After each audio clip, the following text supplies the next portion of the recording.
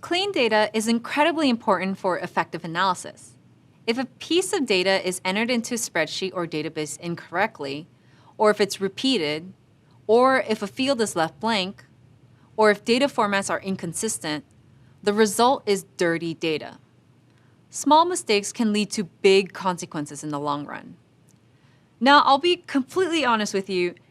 Data cleaning is like brushing your teeth. It's something you should do and do properly because otherwise it can cause serious problems. For teeth, that might be cavities or gum disease. For data, that might be costing your company money or an angry boss. But here's the good news. If you keep brushing twice a day, every day, it becomes a habit. Soon, you don't even have to think about it. And it's the same with data. Trust me, it'll make you look great when you take the time to clean up that dirty data. As a quick refresher, dirty data is incomplete, incorrect, or irrelevant to the problem you're trying to solve.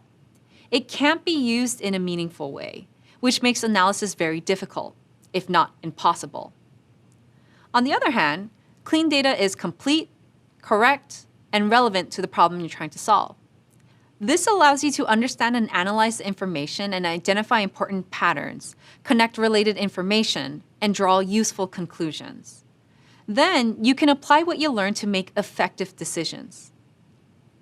In some cases, you won't have to do a lot of work to clean data.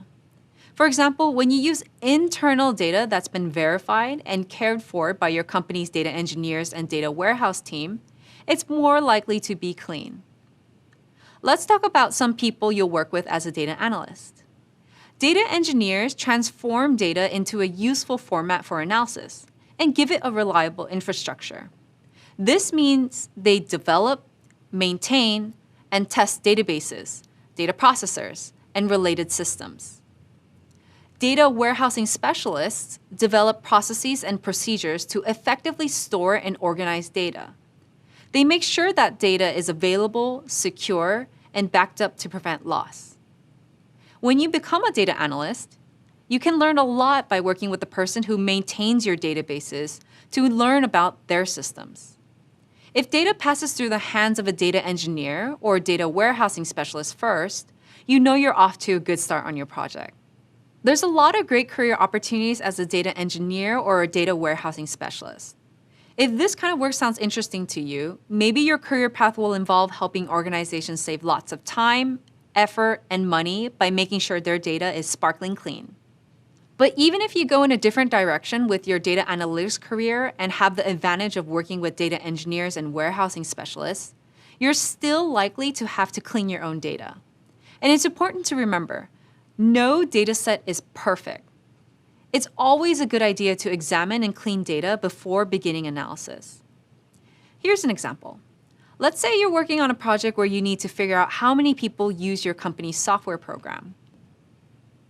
You have a spreadsheet that was created internally and verified by a data engineer and a data warehousing specialist. Check out the column labeled username. Now, it might seem logical that you can just scroll down and count the rows to figure out how many users you have. But that won't work because one person sometimes has more than one username. Maybe they registered from different email addresses, or maybe they have a work and personal account.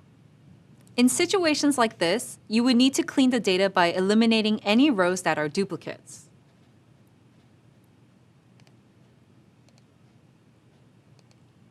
Once you've done that, there won't be any more duplicate entries. Then your spreadsheet's ready to be put to work. Okay, so far we've discussed working with internal data. But data cleaning becomes even more important when working with external data, especially if it comes from multiple sources. Let's say the software company from our example surveyed its customers to learn how satisfied they are with its software product. But when you review the survey data, you find that you have several nulls.